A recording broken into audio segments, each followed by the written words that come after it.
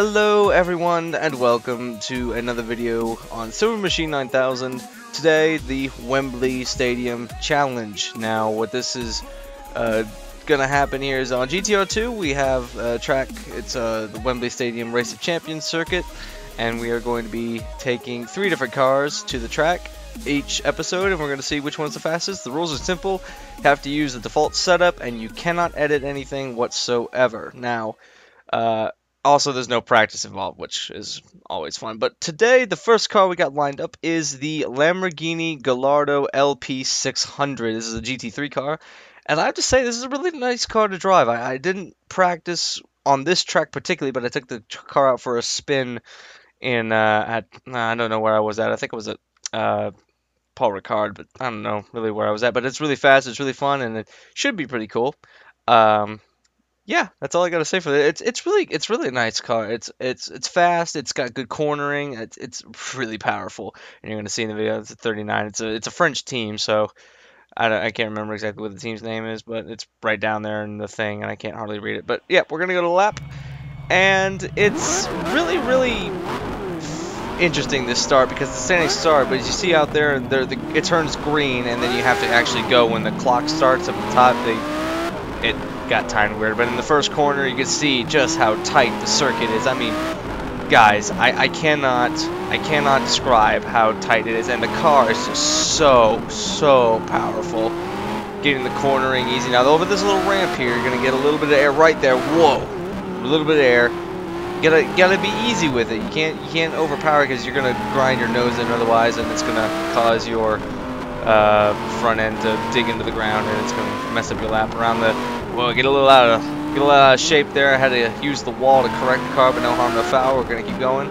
Another thing you gotta watch out for, and you're gonna see it a little later, is you gotta keep off of the rumble strip or the curves and to hit the wall a little bit. It's so hard to get the power down and not hit the wall because it's so close. You just can't. As you see, I get a little out of shape there, but as you see right there, I got a little bit of the curb there, and the curb actually comes up off the course, and if you hit that, your car's going to bottom out if it's low enough, and the Lamborghini is, and it'll mess up your lap. Thankfully, I got loose of it. Second time up the ramp, a little bit less there, a little bit nicer landing through this section. Now, because the Lamborghini's got so much power, it was hard to keep it in a straight, or it was hard to corner it and apply power. As you see, I feathered the throttle through that long left-hander. It's really hard. It's really hard to get the power down. You want to go fast, but you got to remember, as you see, I get the power down. Well, actually, I hit the curb, and then I put power down too fast, and you just run out and hit the wall. It's really hard. And out of the final corner, cross the line, and that is the lap at the first lap. Wow, easy for me to say. I can English.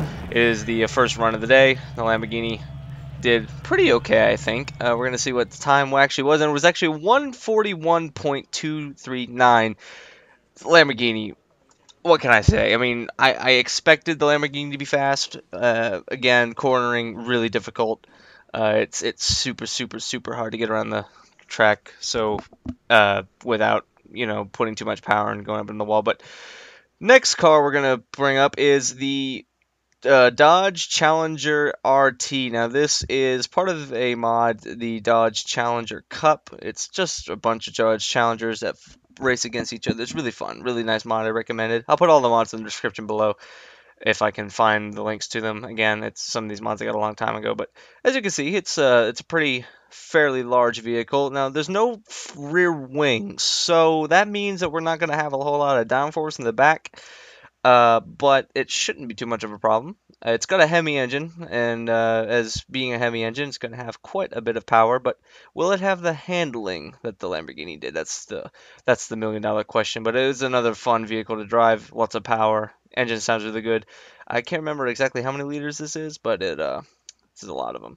Big engine. It's a Hemi, obviously. So we're on the grid now. If you realize something, first and foremost, you can barely see the road from the cockpit. It's very difficult to see exactly where the road is. In fact, you can barely see where you are exactly at, and you're gonna see right here, you can't see where you're turning in. I had to go along the wall just so I knew I wasn't gonna cut. I almost thought I cut, so I adjusted, But turning left, it's not so hard as you can see, but you just can't see on the right side. Over the ramp, or over the bridge, we got a little bit of air, not too much. I mean, this thing is so fun to drive. It's easy to drive. Oh, well, as soon as I say that, I get the back end loose. The back end goes really loose. There's a lot of power, and of course, no rear wing. It just kind of goes everywhere. I was actually able to get to third gear with this car. Very interesting that I was able to get to third gear, not on the Lamborghini. I guess the Lamborghini didn't really need it though. Just not that much room on the track. It seems slower through the turns. There's not as much downforce as the Lamborghini had. But as it's going around this second lap, we start the second lap, and already it's very apparent that it's very hard to get around these turns again. It was so difficult. I can't tell you how difficult it was to get around those turns and over the ramp again. I'm going to keep saying ramp because that's essentially what it is. But through this little area right here, I was also gingerly, well, my back end gets loose, but I was also gingerly to go through that section because if you go out wide, as I hit the wall going through this long left-hander, but if you hit the wall in that turn going on to the second main straight, you actually go through the wall because it's technically pit exit, and the game doesn't realize that there's a wall there, and you actually go flying in the pit lane, which is underneath the grandstands. But anyway, out of the final turn, and get a lot of tail spin out of the final turn, but we cross the line. No harm, no foul. I said tail spin. It was more like, I can't English right now. It was a lot of oversteer out of the final turn, and that kind of messed up my run back to the finish. But we got a 143.650. That's not exactly as fast as the Lamborghini now. It's about 3 seconds faster, or wow, easy for me to say, 3 seconds slower than the Lamborghini was. But I mean, it was a bigger vehicle. It was harder to control. So the next vehicle we have up is the Mochrie GR. Now, I will admittedly tell you that I don't know much about rally at all. I know that Ken Block and Travis Pastrana, and I don't know the names, but I don't know much about Colin Mochrie other than the fact that he was one of the best rally drivers there were, easy for me in English. He was one of the best rally drivers there was, and he designed his own car. This is his car, the R4. It wasn't just him that drove this car. A few other people drove this car. But as you can see, it's a rally car, so you'd assume it'd be really fast around the corners, but we're going to see, because I don't know how it fares on the road. Now, I know on dirt it's pretty speedy, but on the road, we're going to find out. The back end gets really loose. It's a rear-wheel drive only. It's not four-wheel drive like most rally cars are, but it's very lightweight, and we should see what happens. So as we go to the start line, something is very apparent to me. Is I actually went out and I destroyed the car the first time. This is actually, I will admit, this is my second recording, but I realized something. The gear ratio is completely and utter garbage. It is so slow.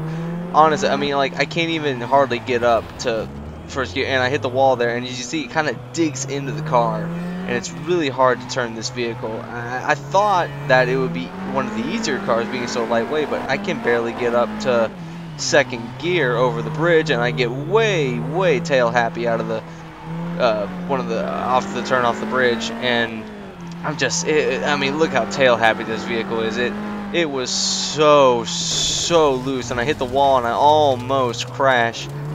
The car felt fine, so I kept going, but I mean, it was completely hard to drive. The nose was plowing. It was tight. It was understeering and oversteering at the same time, if that makes sense. I don't know how that makes sense, but it was simultaneously oversteering and understeering. And second lap rolls by. I'm going along and I'm trying to get around this track as fast as I can. I know this isn't very fast at all. I'm just like, okay, I'm just gonna try and do my fastest, get around this track, go over the bridge for the second time, and I'm trying to get some air. He says, you just can't get any air. It's like, what the heck? I mean, like, every other car was faster than this. And I thought this was going to be one of the faster cars. Apparently not. Down the second main straight, going through, I actually get a little bit of the wall. Now here's a little scary bit. I got loose, I got really loose, and I got the back end loose, and I hit the wall. That's going to kill my time. So I went under the bridge, and I kept going. I knew that my time was over at that point. I knew that whatever good run I had going whatever the run was over at that point. So going in, I get a little bit of curb into the final corner and down the main straight, hit the wall, plows into the wall and across the line, and that was our run in the R4. Now, like I said, it was simultaneously oversteering and understeering. I don't know how to explain it other than that's what it was doing. The front end was plowing, the rear end was going every which way. But as you can see, a 150.360. That is terrible compared to the other cars. I mean, that is utter garbage when you compare it to the other cars. But that is the time, and as you can see, now we have our times displayed on the screen.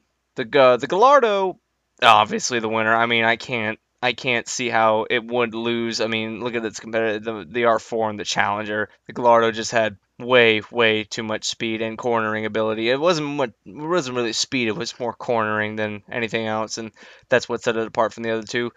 But that was the first episode. I hope you liked it, and I will be doing this not daily, but every other day. We will have a new video coming out with the challenge, and we'll see however many episodes we get to.